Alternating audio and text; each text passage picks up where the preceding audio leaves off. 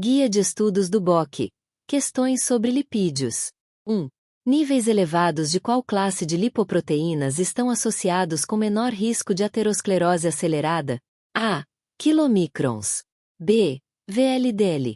C. LDL. D. HDL. Resposta: D. HDL. Raciocínio.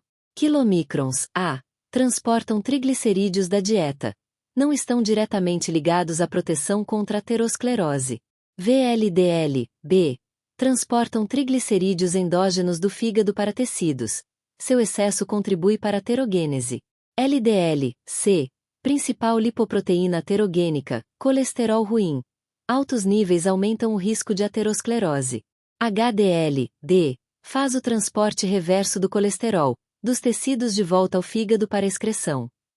Níveis elevados de HDL são protetores, reduzindo o risco de aterosclerose acelerada. 2.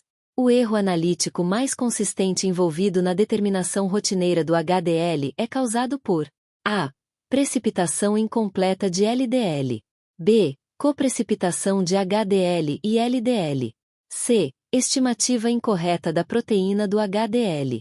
D. Uma pequena concentração de lipoproteínas contendo ApoB após a precipitação. Resposta: D. Uma pequena concentração de lipoproteínas contendo ApoB após a precipitação. Raciocínio. O método clássico para a determinação do HDL envolve a precipitação de lipoproteínas que contêm apolipoproteína B, ApoB, quilomicrons, VLDL e LDL, restando o HDL no sobrenadante para quantificação. A. Precipitação incompleta de LDL não é o principal problema, pois os reagentes usados geralmente precipitam adequadamente as partículas ApoB. B. Coprecipitação de HDL e LDL não é um erro consistente, ocorre raramente. C. Estimativa incorreta de proteína do HDL não é a abordagem usada rotineiramente, pois a quantificação é de colesterol, não proteína. D. Presença residual de partículas ApoB após a precipitação. Este é o erro sistemático mais frequente, pois pequenas quantidades de VLDL ou LDL podem permanecer no sobrenadante e serem medidas junto com o HDL, superestimando o valor de HDL. Questão 3. Se o LDL for calculado pela fórmula de Friedewald, quais são as duas medidas que precisam ser realizadas pelo mesmo procedimento químico? A. Colesterol total e HDL. B. Colesterol total e triglicerídeo. C. Triglicerídeo e quilomicrons. D. Apolipoproteína A e apolipoproteína B. Resposta: A. Colesterol total e HDL. Raciocínio. Fórmula de Friedewald. LDL igual colesterol total menos HDL menos triglicerídeos dividido por 5. Para o cálculo ser válido, é necessário que colesterol total e HDL sejam determinados pelo mesmo método químico enzimático para manter consistência analítica. Os triglicerídeos também entram na fórmula, mas a exigência de método igual é entre colesterol total e HDL. Portanto, o correto é a alternativa A. 4.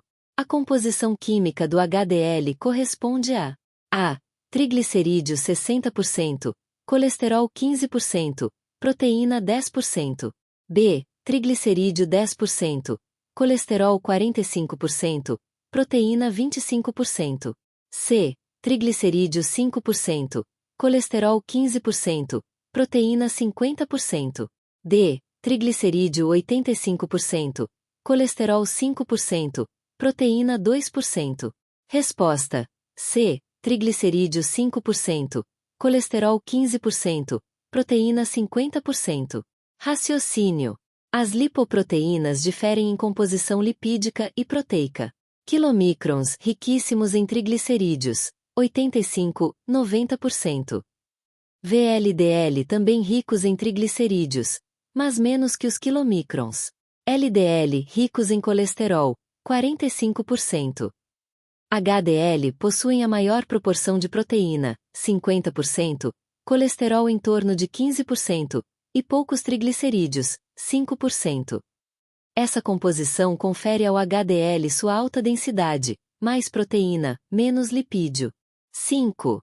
Na hipercolesterolemia familiar, O achado característico é uma elevação de a. Lipoproteínas de baixa densidade, LDL. b. Quilomicrons. c. Lipoproteínas de alta densidade, HDL. d. Apolipoproteína A. Resposta: A. Lipoproteínas de baixa densidade, LDL. Raciocínio: a hipercolesterolemia familiar é causada por mutações no receptor de LDL, levando à depuração defeituosa do LDL plasmático. O resultado é elevação marcante de LDL, colesterol total elevado, risco precoce de aterosclerose e doença cardiovascular, infarto em jovens. Xantomas tendíneos e xantelasmas como sinais clínicos. As outras opções: quilomicrons, B, elevados em hiperquilomicronemia, não em hipercolesterolemia familiar. HDL, C, baixo HDL pode aumentar risco cardiovascular, mas não é a marca registrada aqui. ApoA, D, principal proteína do HDL, também não está elevada nessa doença. O achado patognomônico é o LDL elevado. 6. O transporte de 60 a 75% do colesterol plasmático é realizado por a. Quilomicrons. b. Lipoproteínas de densidade muito baixa, VLDL. c. Lipoproteínas de baixa densidade, LDL. d. Lipoproteínas de alta densidade, HDL. Resposta: c. Lipoproteínas de baixa densidade, LDL. Raciocínio: LDL carrega a maior fração do colesterol plasmático, cerca de 60 a 75%, distribuindo para os tecidos periféricos. Isso explica seu papel central na aterogênese. Quilomicrons, A, transportam triglicerídeos da dieta, não colesterol plasmático majoritário. VLDL, B, ricos em triglicerídeos endógenos, mas responsáveis por fração menor de colesterol. HDL, D, responsáveis pelo transporte reverso do colesterol, mas representam apenas 20-30% do colesterol plasmático. Assim, o principal transportador de colesterol no plasma é o LDL. 7. Qual das seguintes doenças resulta de ausência familiar de lipoproteína de alta densidade, HDL? A. Doença de Krabbe. B. Doença de Gaucher. C. Doença de Tangier. D. Doença de Tay-Sachs. Resposta: C. Doença de Tangier. Raciocínio: doença de Tangier é um distúrbio genético raro caracterizado pela quase ausência de HDL plasmático devido a mutações no transportador ABCA1, essencial para a formação de HDL. Clinicamente, manifesta-se por depósitos lipídicos nos tecidos, amígdalas alaranjadas, neuropatia periférica e risco cardiovascular aumentado. Krabbe, A, Gaucher, B, e Tay-Sachs, D, são doenças lisossômicas de depósito, associadas à deficiência enzimática específica, mas não estão relacionadas à ausência de HDL. Portanto, a ausência familiar de HDL está diretamente ligada à doença de Tangier. 8. Uma criança de 1 ano com hiperlipoproteinemia e deficiência de lipoproteína lipase, LPL, apresenta colesterol total 300 mg por decilitro, LDL aumentado, HDL diminuído, triglicerídeos 1.200 mg por decilitro e quilomicrons presentes. Uma amostra de soro dessa paciente, após refrigeração durante a noite, provavelmente aparecerá A. Límpida. B. Turva. C. Camada cremosa sobre soro turvo. D. Camada cremosa sobre soro límpido. Resposta: D. Camada cremosa sobre soro límpido. Raciocínio: na deficiência de LPL, hiperquilomicronemia, tipo 1, os quilomicrons não são hidrolisados e acumulam-se. Após refrigeração, os quilomicrons, muito grandes e menos densos, flutuam e formam uma camada cremosa na superfície. Como o VLDL não está marcadamente elevado, o infranadante fica claro. Se houvesse elevação concomitante de VLDL, padrão tipo 5, veríamos camada cremosa sobre soro turvo, opção C. LDL ou HDL não determinam o aspecto visual após refrigeração. 9. Qual dos seguintes resultados lipídicos tenderia a estar falsamente elevado em uma amostra de soro de paciente que não esteja em jejum? A. Colesterol. B. Triglicerídeos. C. HDL. D.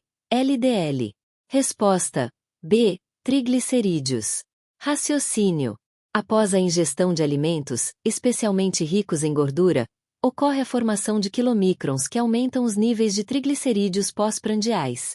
O teste de perfil lipídico deve ser feito em jejum de 9 a 12 horas justamente para evitar essa interferência.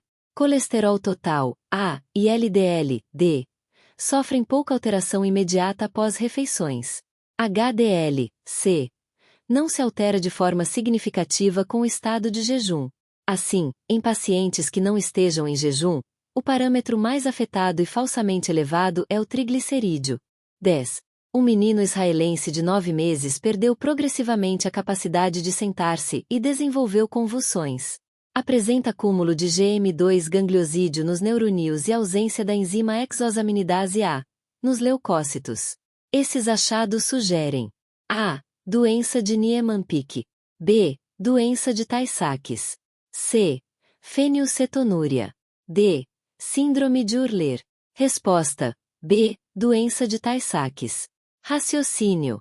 Tay-Sachs, causada por deficiência de exosaminidase A, levando ao acúmulo de GM2 gangliosídeos no sistema nervoso central. Caracteriza-se por regressão do desenvolvimento, convulsões, cegueira progressiva e morte precoce. Muito prevalente em populações judaicas Ashkenazi. Niemann-Pick A. Deficiência de esfingomielinase, com acúmulo de esfingomielina, hepatoesplenomegalia mais déficit neurológico. Fenilcetonúria, C. Defeito no metabolismo da fenilalanina, não relacionado a gangliosídeos. Hurler, D. Deficiência de alfa-L-hidroronidase, com acúmulo de mucopolissacarídeo, atraso mental e desmorfismos, mas não gangliosidose GM2. Portanto, o quadro descrito é típico de doença de Tay-Sachs. 11. A apolipoproteína A1, ApoA1, é o principal componente de qual lipoproteína? A. Quilomicrons. B. HDL.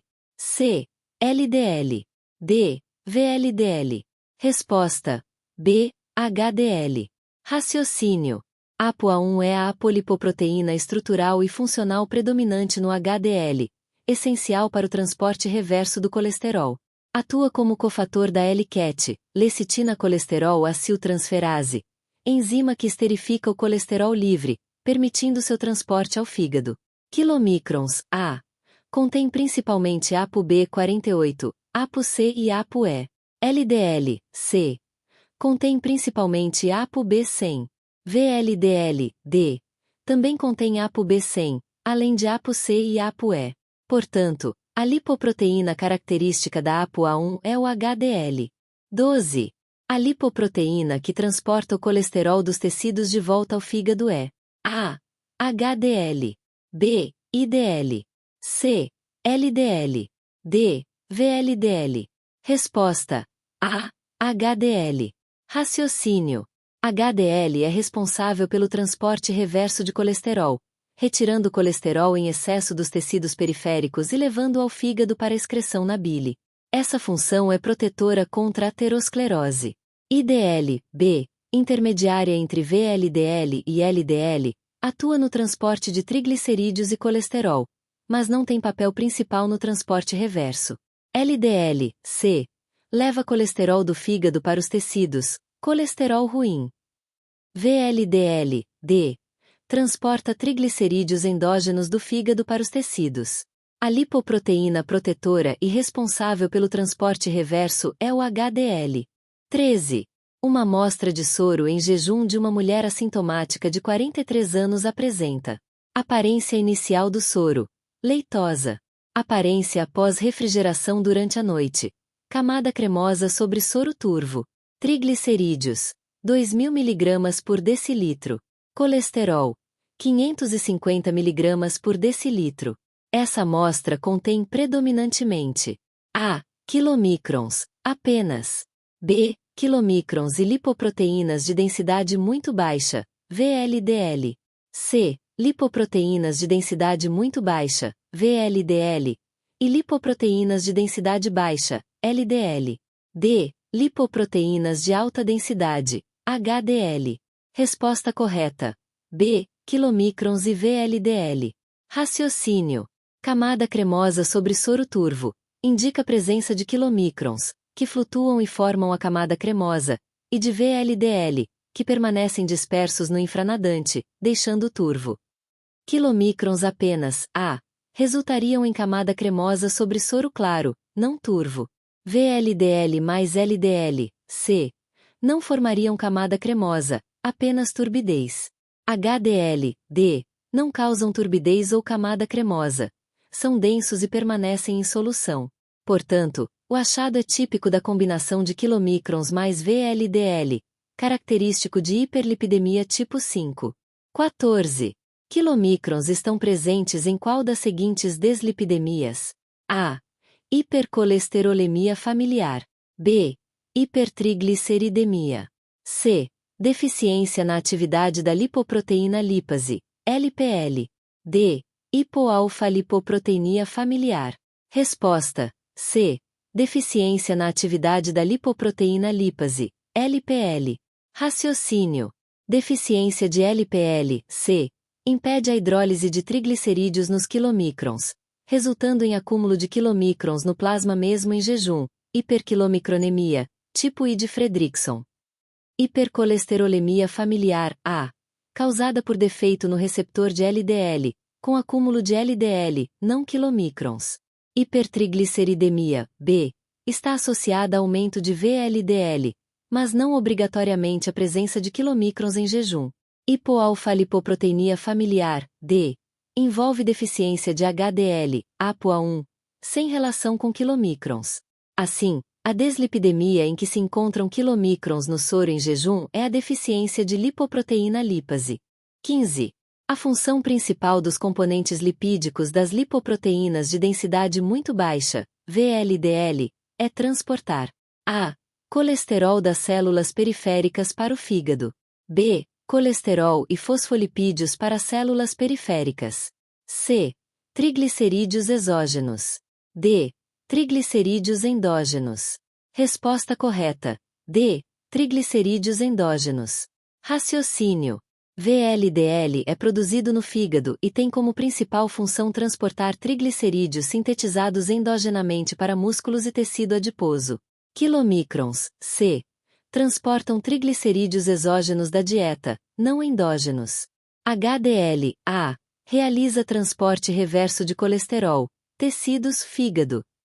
LDL, B, transporta colesterol para células periféricas, mas não é rico em triglicerídeos. Portanto, a função central do VLDL é o transporte de triglicerídeos endógenos. 16. Turbidez no soro sugere elevação de A. Colesterol. B. Proteína total. C. Quilomicrons. D. Albumina. Resposta: C. Quilomicrons. Raciocínio.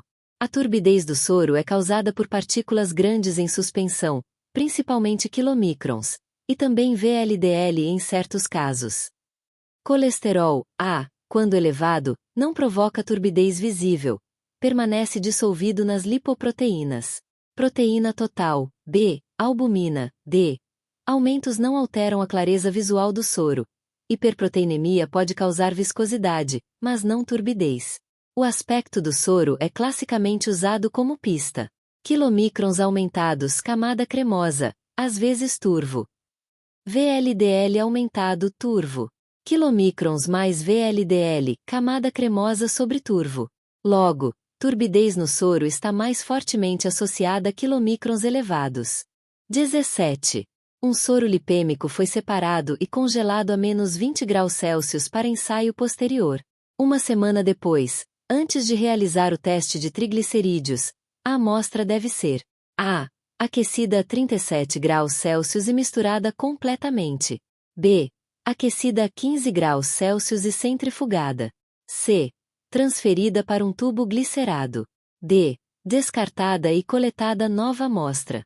Resposta correta: A. Aquecida a 37 graus Celsius e misturada completamente. Raciocínio. Durante o congelamento, os triglicerídeos podem se solidificar ou formar uma camada superficial de gordura. Antes da análise, é necessário reverter essa solidificação, aquecer a 37 graus Celsius, temperatura fisiológica, e misturar, garantindo uma amostra homogênea para dosagem enzimática. Opção B. Aquecer a 15 graus Celsius e centrifugar não dissolve adequadamente a gordura solidificada. Opção C. Transferência de tubo não resolve o problema de homogeneização. Opção D. Descarte não é indicado, já que a amostra é estável quando armazenada a menos 20 graus Celsius. Assim, o procedimento correto é aquecer a 37 graus Celsius e homogeneizar. 18. Como parte de um rastreio de hiperlipidemia, uma mulher de 25 anos, 6 horas após a refeição, apresenta triglicerídeos, 260 mg por decilitro colesterol total, 120 mg por decilitro. Qual a melhor interpretação? A. Ambos normais, não afetados pela refeição recente. B. Colesterol normal, mas triglicerídeos elevados, o que pode ser atribuído à refeição recente. C. Ambos elevados, sugerindo problema metabólico além do não jejum. D. Ambos abaixo do normal apesar da refeição, indicando problema metabólico. Resposta correta. B. Colesterol normal, mas triglicerídeos elevados, o que pode ser atribuído à refeição recente. Raciocínio. TG 260 mg por decilitro está alto, normal menor que 150, 150 a 199, limítrofe, 200 a 499, alto, e se eleva pós-prandialmente por aumento de quilomicrons. Colesterol total 120 mg por decilitro está abaixo do normal e sofre pouca variação após refeições. Em rastreio lipídico, recomenda-se jejum de 9 a 12 horas justamente para evitar falso aumento de TG. 19. O sangue foi coletado em tubo com gel separador de soro de um paciente que está em jejum desde a meia-noite. A coleta foi às 7 horas da manhã. O exame laboratorial que deve ser recoletado é: A. Triglicerídeos. B. Ferro. C. LD. D. Sódio. Resposta correta. A. Triglicerídeos. Raciocínio. Triglicerídeos sofrem influência direta da ingestão alimentar. Para padronizar, recomenda-se jejum de 10 a 14 horas. Neste caso, a paciente ficou apenas 7 horas em jejum, logo a coleta deve ser repetida. Ferro tem ritmo circadiano, melhor pela manhã, mas não depende estritamente de tempo de jejum. LD, LDH e sódio não são afetados pela ingestão alimentar. Portanto, a coleta inadequada para jejum torna inválida a amostra para triglicerídeos, e esse é o exame que deve ser repetido. 20. Qual das seguintes é a fórmula para calcular a absorbância? A. A partir da transmitância percentual, %T, de uma solução. A. 1 menos log, %T. B. Log, %T, dividido por 2. C. 2 vezes log, %T. D. 2 menos log, %T. Resposta correta.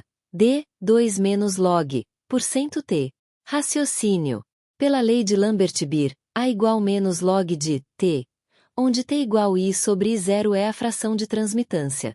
Quando a transmitância é expressa em percentual, %T, vale A igual log, 100%, menos log, %T.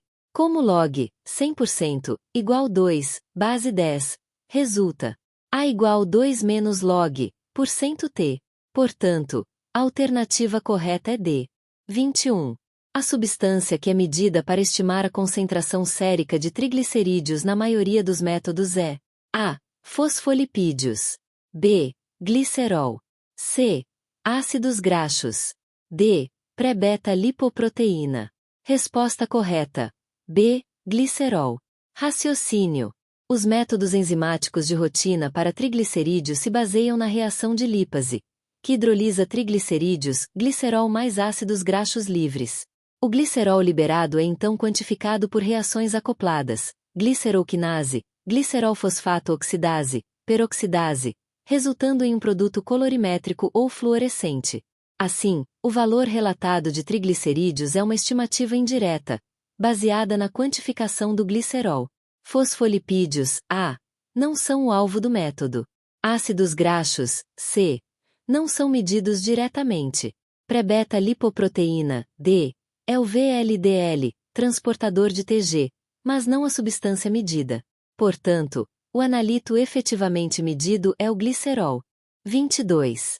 Qual dos seguintes métodos para quantificação da lipoproteína de alta densidade, HDL, é o mais adequado para uso em laboratório clínico? A. Procedimento de Gomori. B. Método homogêneo. C. Cromatografia em coluna. D. Eletroforese em gel de agarose. Resposta correta. B. Método homogêneo. Raciocínio. Método homogêneo. Técnica automatizada, sem necessidade de precipitação química, específica para HDL, amplamente usada em laboratórios clínicos modernos. Procedimento de Gomori. A. Método antigo, obsoleto, não usado para lipoproteínas. Cromatografia em coluna. C. Altamente precisa, mas inviável para rotina clínica, tempo e custo elevados. Eletroforese em gel de agarose. D. Útil para caracterização de frações lipoproteicas, mas não adequada para quantificação de rotina. Assim, o método homogêneo é o mais apropriado para uso clínico laboratorial.